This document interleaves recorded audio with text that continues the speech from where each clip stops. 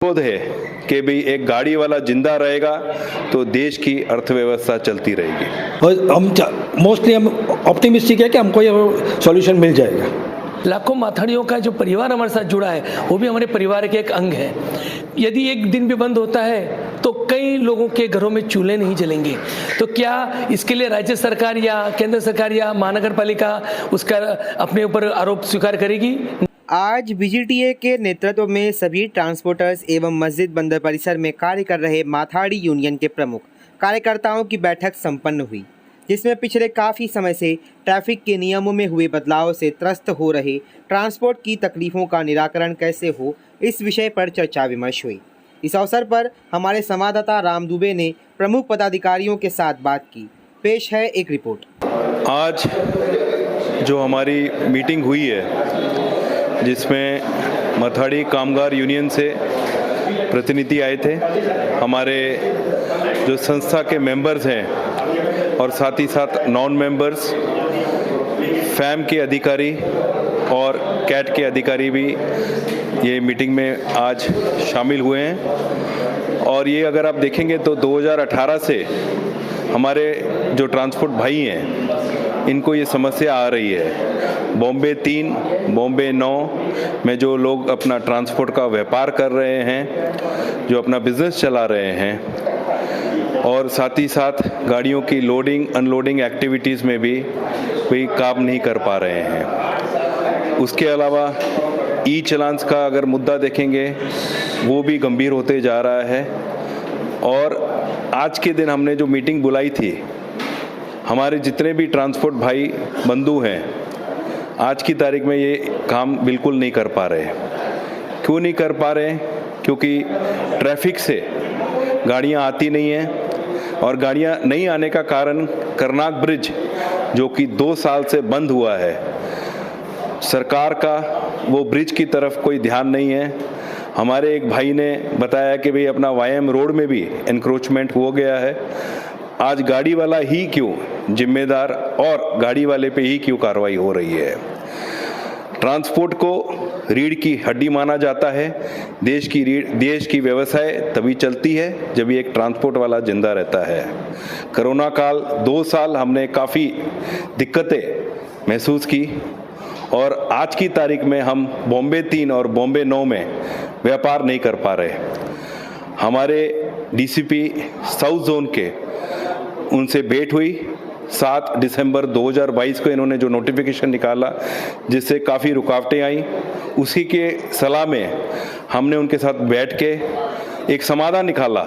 हमने अपनी तरफ से प्रपोजल दिया कि जो भी हमारी हैवी व्हीकल्स गाड़ियां आती हैं बॉम्बे 9, बॉम्बे 3 में, वो हिसाब से हमने उनको बताया और 4 मुद्दे जो कि उनकी सहमति से हमने एग्री किए और वो हमने फिर आगे रखा। बट आज की तारीख में भी हमें कोई भी उसका समाधान नहीं निकला है। तो मेरा आपके माध्यम से ये अनुरोध है कि भाई एक गाड़ी वाला जिंदा रहेगा तो देश की अर्थव्यवस्था चलती रहेगी। धन्यवाद। सर्वप्रथम तो confederation of all India traders CAT Mumbai के प्रेसिडेंट दिलीप माहेश्वरी के नाते आज बीजीटीए द्वारा जो एक मीटिंग कॉल की गई, जो अति आवश्यक मीटिंग थी, क्योंकि पिछले 3 वर्षों से 4 वर्षों से जो तकलीफ़ें ट्रांसपोर्टर्स भुगत रहे थे उसको आज कहते हैं ना कि एक वाचा मिली है। ट्रांसपोर्टर्स सही मायने में, जैसे भाई साहब ने कहा कि यदि देश की आर्थिक राजधानी मुंबई है तो मुंबई की एक आर्थिक क्षेत्र जो है वो दक्षिण मुंबई है और दक्षिण मुंबई के मुंबई नंबर में तो 3 और 9 के अलावा 2 और 4 को भी इसमें शामिल करूंगा कि कहीं भी इंफ्रास्ट्रक्चर का डेवलपमेंट के ऊपर न महानगर पालिका का ध्यान है, न राज्य सरकार का ध्यान है, न केंद्र सरकार दे रही है। ईज ऑफ डूइंग बिजनेस की जो वादे हैं, जो बातें हैं, वो सिर्फ बोलने में, देखने में और सुनने में अच्छे लग रहे हैं, कहीं पे भी प्रैक्टिकल में ईज ऑफ डूइंग बिजनेस दिख नहीं रहा है।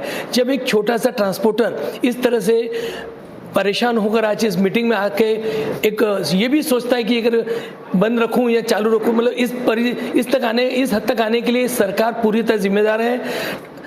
जो भी प्रशासन है उसने भी इनकी बातों को सुना अनसुना किया है, जिसका ये परिणाम है।